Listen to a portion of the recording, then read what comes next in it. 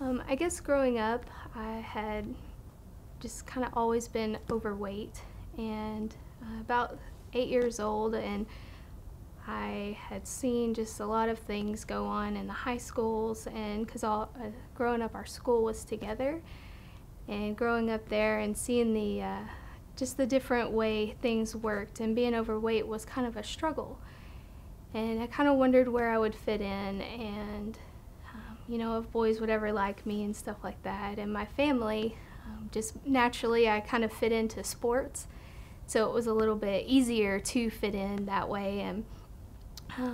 And going through high school and things like that, I'd struggled with self-worth and identity and who I belonged to, and if anything like that would, if my outward appearance would ever change. And that had been just a huge struggle of mine. And whenever I got out of high school, I still had that struggle. And I didn't have sports to to fit into. And so I'd wondered, Lord, where do you want me? Will I ever be married? And it was a huge struggle.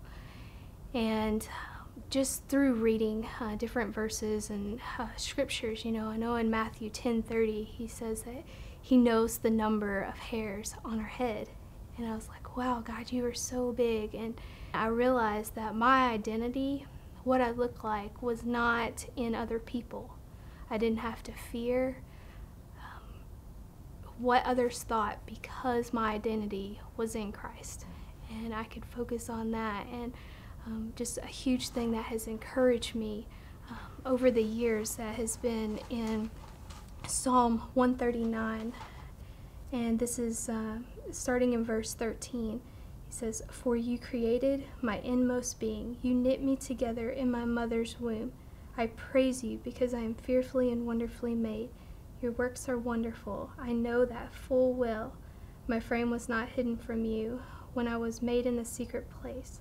When I was woven together in the depths of the earth, your eyes saw my unformed body. All my days ordained for me were written in your book before one of them came to be."